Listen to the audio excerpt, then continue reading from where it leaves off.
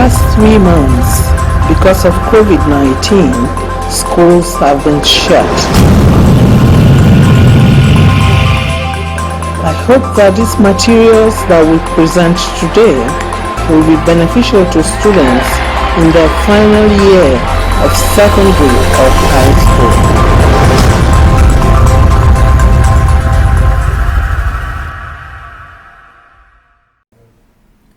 Hello students, welcome to economics class. Today we are looking at production. We are going to look at what is production, types of goods, types of production, and factors of production. Okay, at the end of the class, the student will be able to define what production is, be able to list the types of production and factors of production, as well as explain them. Okay, what is production?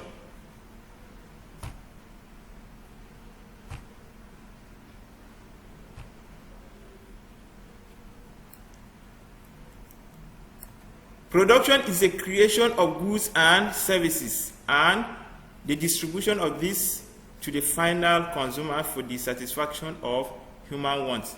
Production is the creation of goods and services and the distribution of this to the final consumer for the satisfaction of human wants.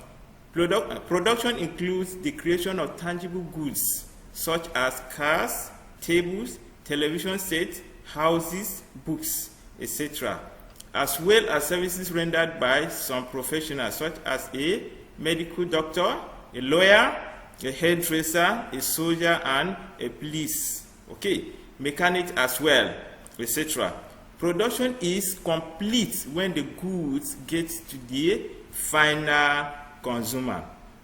Okay, let us look at types of goods. We have basically 2 types of goods. You have consumer goods and you have producer or capital goods. Consumer goods, these are goods and services that can satisfy the consumer's immediate needs. Okay, these goods do not require further process or production for their use by the consumer. Example, you can have car, motor car, you have cake, you have radio. We are not saying that consumer goods are goods. When the consumer gets them, we consume them immediately. They don't need to undergo further production until it will be used by the consumer. They're already ready in their own form to be used by the consumers. The second one is producer or capital goods. These are goods used by people to produce some other commodities or services. Example can be flour and building materials. Okay, these are the goods which are being used by people for further production of other commodities. The next one is types of production. Basically, we have 3 types of production. We have primary production, we have secondary production, and we have tertiary production. Primary production refers to the extraction of raw materials provided by nature. Okay, this is the extraction of raw materials which are being provided by nature. Example of primary production include agriculture, mining, fishing, and lumbering, etc. Okay. The second one is secondary production. Secondary production involves the transformation of basic raw materials or semi-products into finished goods such as food, houses, roads, clothes, and so on and so forth. Okay, when you are talking of secondary production, we are talking of transformation of raw materials, okay, into semi-finished or finished products. Okay. Then the last one under types of production is tertiary production. Tertiary production is concerned with the provision of commercial and professional services to the people. Okay, the services of a medical doctor, the services of a lawyer, the services of a hairdresser, musician, and so on and so forth, are referred to as what? Tertiary production. Okay, let us look at factors of production. Basically, you have 4 factors of production. You have land, you have capital, you have labor, and you have entrepreneur. What is land? Land is a free gift of nature.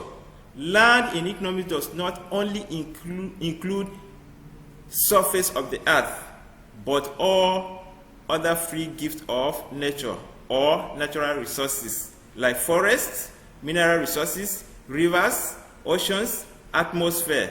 All resources which are freely given by nature are referred to as land. And the supply of land is limited, and the reward for land is rent. Let us look at the characteristics of land. Land is immobile. You cannot move land from one geographical location to another. The second one is the supply of land is fixed. It is practically impossible for man to increase the quantity of land. It is not possible for man to increase the quantity of land. Land is a free gift. Land is given freely by nature. Okay. The fourth one is land is subject to diminishing returns. Okay. When a piece of land is frequently brought under cultivation, it becomes less productive. Okay. When the land is continuously being used, it becomes less productive, and that's why you need at times fertilizer to be able to replenish land. Okay. The fifth one is land is heterogeneous. No parcels of land are the same in value or in other characteristics. A land in Abuja might be different from the land in Lagos. Okay. And that takes us to labor. Okay. Labor is a form of effort put into utilized or labor is a form of effort put into or utilized in production. Okay, it is also refers to mass mental and physical exertion generated in the process of production. Okay, when you are talking of labor, labor is human effort which is being used, okay, in the course of production. The reward for land is wages and salaries. Okay, let us look at the characteristics of labor. Labor is mobile. Okay, labor can move from one place to another. That is, labor can move from one geographical location to another. That is, labor can move like from Abuja to London.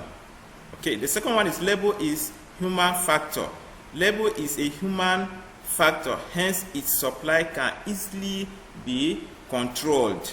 Okay. The third one is labor is skillful. Labor becomes skillful through education and training. Once labor has been trained, it becomes skillful.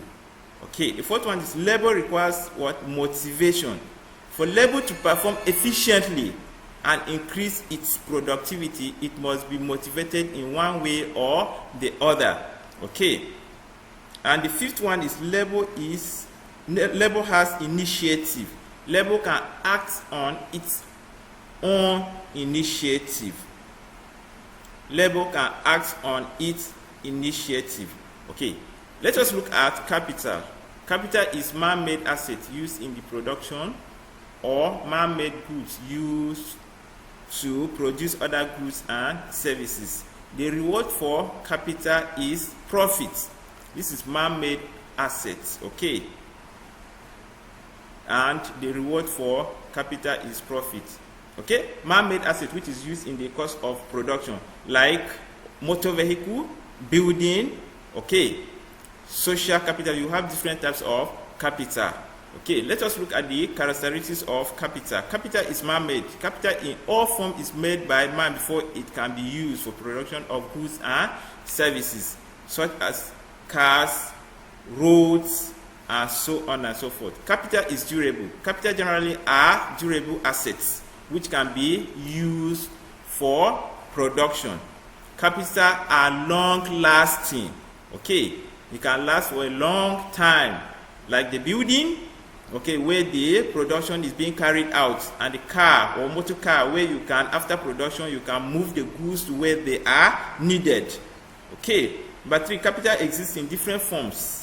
Capital may be physical, like building, motor vehicle, and other machinery, or liquid as cash or money. Okay, capital is subject to depreciation. Capital in most cases is subject to depreciation, especially physical assets like motor vehicle, building plants, and other machinery. Okay, it ensures large-scale production. The existence of enough capital enables firms to embark on large-scale production of goods and services. That is when you have much capital, you can produce more. Okay, let us look at entrepreneur. Entrepreneur is a factor of production that coordinates and organizes other factors of production in order to produce goods and services. The reward of an entrepreneur is interest.